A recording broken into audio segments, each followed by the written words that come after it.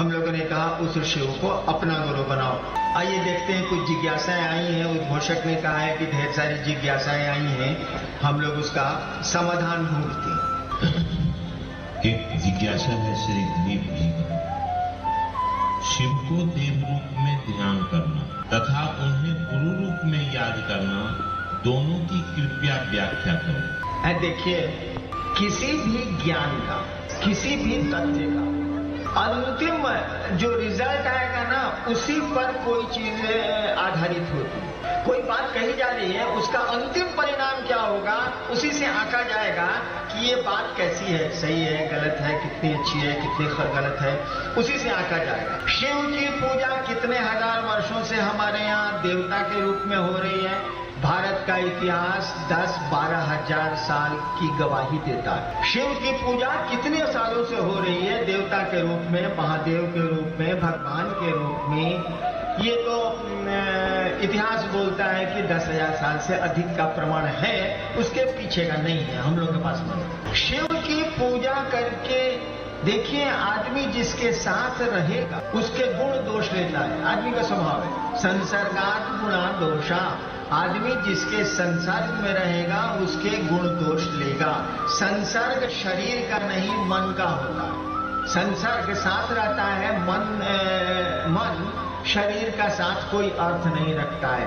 एक बिस्तर पर पति पत्नी सोते हैं और तलाक के मुकदमे होते हैं। एक घर में सहोदर भाई रहते हैं और जमीन का झगड़ा होता है। यानी मन नहीं मिलेगा तो शरीर के मिलने का कोई अर्थ नहीं है, शरीर के साथ रहने का कोई अर्थ नहीं है। ठीक उसी तरह से हम शिव की पूजा करते हैं, बहुत सारे भगवान की पूजा करते हैं, रोज करते हैं, थोड़ा बहुत करते हैं। क्या उन देवताओं का कोई प्रभाव हम पर, आप पर दिखता है? सोचिएगा तो लगेगा कि नहीं दिखता है। वह शिव जो सबके लिए जहर पीता है, जो कहानियां हैं, हम ऐसा नहीं करते। वह शिव जो जिसने सूरज बनाए, चांद बनाए, सब कुछ बनाया, जिसने सब कुछ बनाया, उन चीजों को देखिए। सूरज शहर देख के रोशनी नहीं देता, बादल जगह देख के पानी नहीं बरसाते, ओस जगह देख के, स्थान देख के नहीं गिरती है, नदियां आदमी देख के पानी को गंदा और शुद्ध अशुद्ध नहीं करती हैं, पेड़ के फल नहीं करते हैं, कुछ नहीं करते हैं। लेकिन हम उस शिव की पूजा करके देखिए कैसे टुकड़े टुकड़े में बट गए अपने में हम लोग। हिस्सा हिस्सा बट गया हम लोगों का, हम लोगों ने खूब बांट लिया। देखिए, देवता का असर हम लोगों पर कम पड़ा है, नहीं के बराबर पड़ा है। जिस शिव के फोटो में बाघ और बैल एक साथ दिखते हैं, बाघ बैल को खाता है, जन्मजात उसका गुण है। जिस शिव की तस्वीर में बाघ और बैल एक साथ दिखते हैं, मोर और सांप एक साथ दिखते हैं, सांप और चूहा एक साथ दिखते हैं, उसी की पूजा करके हम अपने घर में भी साथ नहीं रहते। देखिए कैसी पूजा करते। तो ये तो मैंने कहा कि अंतिम रिजल्ट से मालूम हो जाएगा कि कोई चीज परिणाम दे रही है और कैसी दे रही है, अंतिम रिजल्ट से मालूम हो जाएगा। ऐसे भी भक्त को भगवान की सीढ़ियां चढ़ना पड़ता है। हमको आपको भगवान के निकट जाना पड़ेगा, तभी भक्त हो सकते हैं। भक्त तो ऐसे होना बहुत कठिन है। हम लोग याचक हैं, महादेव से मांगते हैं। भक्त तो प्रेमी को कहते हैं, जो खुदा से, भगवान से प्रेम करता है, जो देना जानता है। प्रेम का अर्थ होता है जो दे सकता है। प्रेमी प्रेम पात्र को देते हैं। भगवान को पाने के लिए आपको श्रद्धा और विश्वास की आवश्यकता हो सकती है। उस देवता की पूजा में श्रद्धा और विश्वास की आवश्यकता हो सकती है, लेकिन गुरु से जुड़ने में इसकी कोई आवश्यकता नहीं है। है तो भी ठीक है, नहीं है तो भी ठीक है। देखिए, हम लोग स्कूल में पढ़ते थे, मास्टर साहब का टास्क बनाना होता था। जिस दिन नहीं बना के ले जाते थे, याद करिए हम लोग कैसी कैसी बात सोचते थे। मास्टर साहब के बारे में सराहते रहते थे कि मास्टर साहब आज क्लास में नहीं आए, कुछ गड़बड़ हो जाए। लेकिन मास्टर आता था, पढ़ाता था, पिटता था, बेंच पर खड़ा करता था, सबक नहीं बनाने पर। कोई श्रद्धा नहीं थी बच्चे को। बचपन में हम लोगों को कोई विश्वास शिक्षक पर नहीं था। लेकिन नतीजा क्या हुआ? देखिए, मास्टर साहब तो मास्टर साहब रह गए और विद्यार्थी कलेक्टर हो गया। देखिए, कोई श्रद्धा नहीं थी, कोई विश्वास नहीं था। ठीक उसी तरह से आप गुरु के पास जाएंगे, बिना श्रद्धा के भी जा सकते हैं, बिना विश्वास के भी जा सकते हैं, लेकिन गुरु के पास जाइए तो गुरु आपको धीरे धीरे ज्ञान के अपने तल पर ले जाएगा और गुरु को शिष्य के तल पर आना पड़ता है। आप फिजिक्स में पढ़ाते हैं विश्वविद्यालय में, यूनिवर्सिटी में, आप अपने पोता को पढ़ाने बैठिए तो जरा कॉखर होगा ABCD सब आपका फिजिक्स गोल हो जाएगा, अल्फा बीटा गामा रे सब साफ हो जाएगा। और लगिएगा कहने की लाइन खींचो, ऐसे इसमें को बकली बनाओ, फिर को बकली बनाओ, बोलो कौन, वो बोलेगा ओ। देखिए आप MA पास हैं, फिजिक्स का क्लास में पढ़ाते हैं और पोते को पढ़ा रहे हैं, आपको उस बच्चे की मानसिकता पे उतरना पड़ेगा और तब 20 साल के बाद 25 साल के बाद वो आपके मानसिक तल पर जाएगा। गुरु को शिष्य के तल पर उतरना पड़ता है।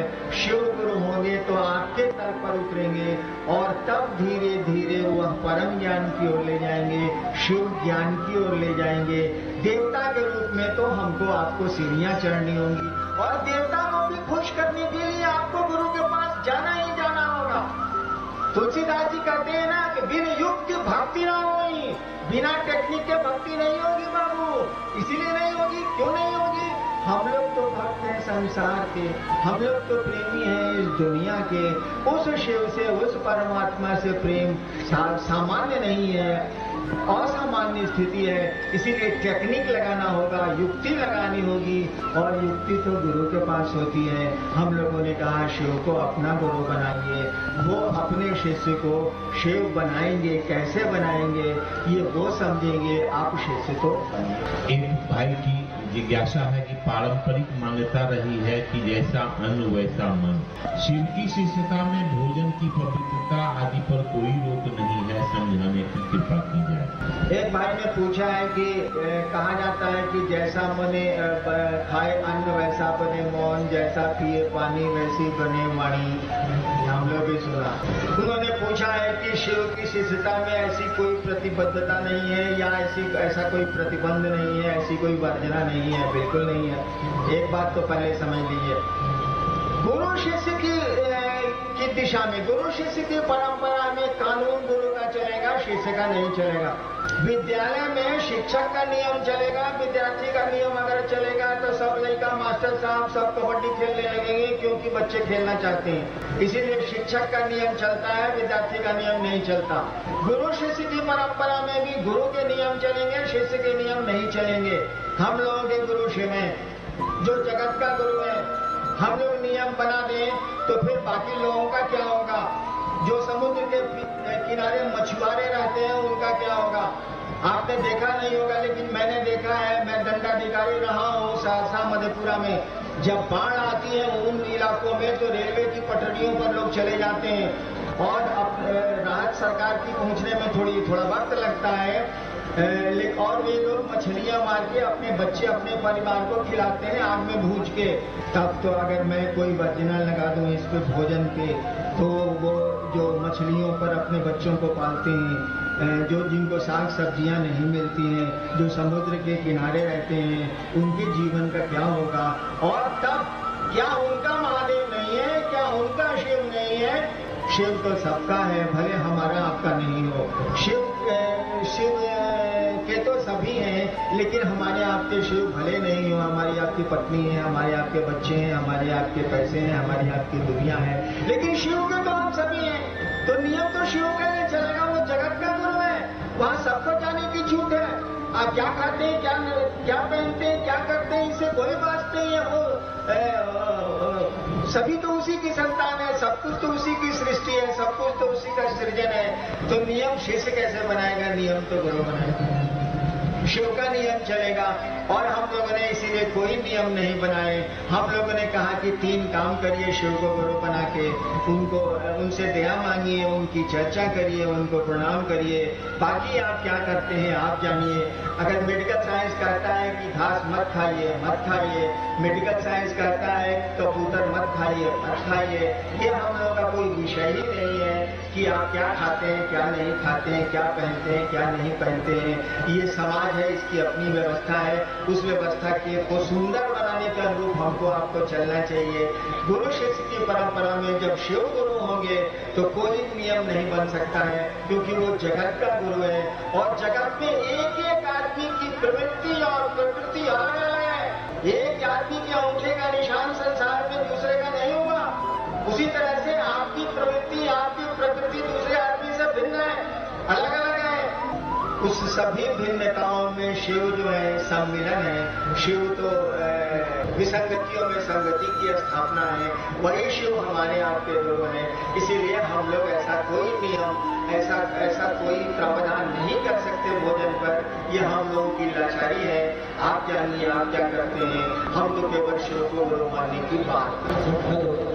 एक भाई जी कहता है कि भारतीय आध्यात्मिक माना गया है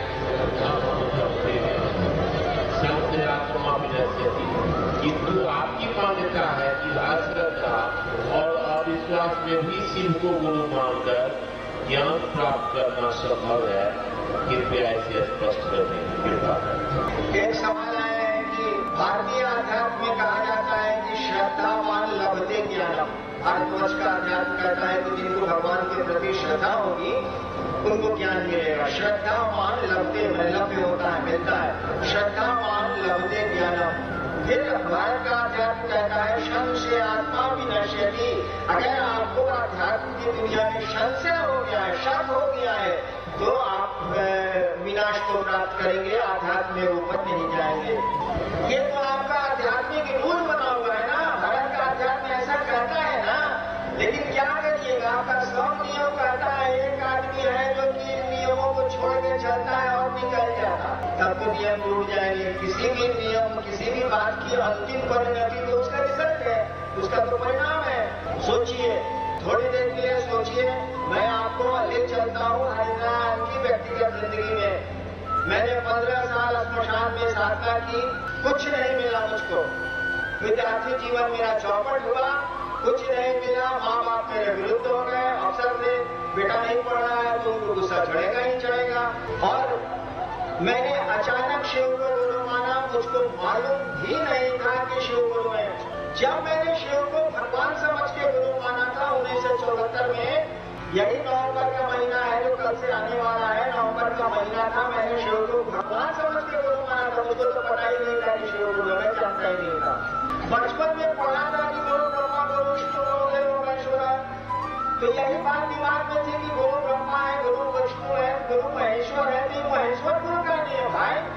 और मैंने महेश्वर सुना था शिव को कहते हैं, मैंने शिव को गुरु मान लिया।